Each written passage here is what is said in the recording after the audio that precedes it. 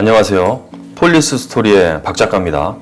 이번 영상은 학원에서 알려주지 않는 합격의 길 2탄입니다.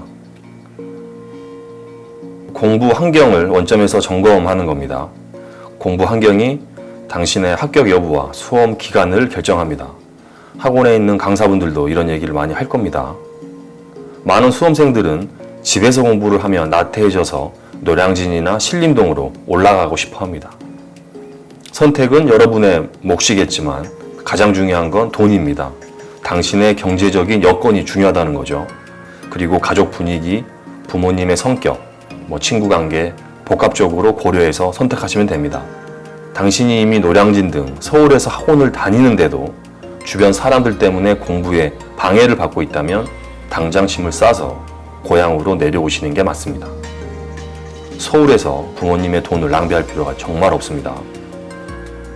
그리고 친구는 합격의 적입니다. 반대로 경쟁자는 필요합니다.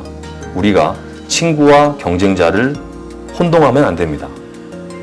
당신보다 열심히 공부하는 사람이 경쟁자이고 당신을 업그레이드 시켜주는 겁니다. 주변을 보면 떨어지는 사람들끼리 끼리끼리 어울립니다. 왜? 현재의 심각성을 모를 수도 있고 알지만 실천을 못할 수도 있습니다. 술도 먹고 대충 수업 듣고 대충 공부합니다. 놀 때는 친하게 지내면서 친구라고 하지만 공부 얘기를 하면 서로 무시합니다. 서로 합격 못할 거라는 거를 직감으로 아는 거죠. 반드시 편안하게 놀 수 있는 친구가 아닌 불편하더라도 경쟁자를 꼭 찾으셔야 됩니다. 스탑워치를 아직 사용하고 있지 않다면 꼭 사서 활용을 하십시오. 사용법은 다들 알겠지만 책상에 앉아서 순수 공부하는 시간만 체크하는 것입니다.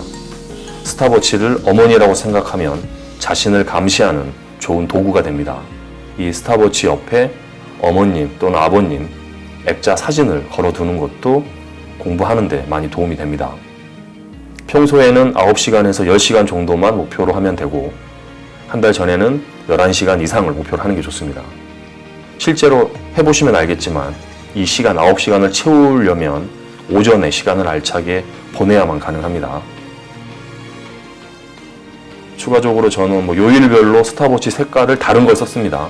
큰 이유는 없었고 요일별로 다른 스탑워치 색깔을 쓰다 보니까 뭔가 좀 다른 기분이 들어서 좀 집중이 잘 됐던 그런 기억이 있습니다. 이제 여러분은 간단하게 생각해야 됩니다. 당신이 수험생이고 합격이 목표입니다. 어떤 이유가 됐든 간에 지금 포기하지 않을 거면 합격만이 이 생활을 탈출할 수가 있죠. 그렇다면 생각과 행동 모두 단순하게 가야 됩니다. 아침에 눈 뜨고 씻고 도서관으로 이동하면서 오답 노트를 보거나 또 간호준비생들은 주간식을 보거나 머릿속으로 그리고 도서관에 도착하면 스탑워치를 켜고 공부 시작, 점심 먹고 오후 공부하고 저녁 먹고 다시 집으로 퇴근할 때 오답 노트 보고 또 집에 와서 씻고 자고 아침에 일어나서 반복. 더 이상 필요가 있을까요? 전혀 없습니다. 많은 사람들은 현재를 놓치고 있으면서 지속적으로 과거에 대한 고민과 일어나지 않는 미래의 일을 고민합니다. 당신이 어떤 생각을 하더라도 현실은 지금 수험생입니다. 앞으로 상상 속에만 경찰이 될지 실제 경찰이 될지는 당신의 행동이 결정을 하는 거죠. 절대 합격에 대한 의심을 하지 마십시오. 여러분 할 수 있습니다. 이제 암기만 잘하면 됩니다. 당신이 경찰 시험을 생각한 이유는 수학 같은 이해 과목, 응용 과목이 없어서 아닌가요? 근데 시험 시작할 때는 그래 열심히 암기만 하면 된다고 생각하다가 지금은 동영상을 눈으로만 보고 있거나 아니면 강사의 강의만 듣고 있거나 아니면 눈으로 암기를 하거나 이러고 있지 않습니까? 수험생들의 가장 큰 실수가 2번, 3번 틀리는 지문도 눈으로만 해온다는 겁니다. 이 정도면 시험장에서 생각나겠지 라는 착각, 눈에 익숙한 지문을 암기했다고 하는 착각이 있는 거죠. 이제 당신은 선택과 집중이 필요합니다. 해독수에 집착하면서 공부의 효율성이 부족할 수도 있습니다. 시베독을 채운다고 합격하는 것이 아니고 실제 본인이 부족한 과목에 더 투자해야 됩니다. 출제 가능성이 없는 거는 과감히 버리시고, 그리고 시험 난이도 조절을 위해서 낸 기출들 왜 외우고 있습니까? 횡령, 배임, 구별? 판검사도 쉽지 않은 문제입니다. 필수 판례 말고는 볼 필요가 없죠. 재산죄, 파도 끝이 없습니다. 이것도 필수 판례만 외우시면 되고. 당신은 이제 시험에 자주 나오고 중요도도 있으면서 오답과 유사한 단어들이 많은 헷갈리는 지문을 집중적으로 외우셔야 됩니다. 지금쯤이면 여러분도 감이 오실 겁니다. 공부법에는 정답이 없습니다. 다만 틀린 공부법은 있습니다.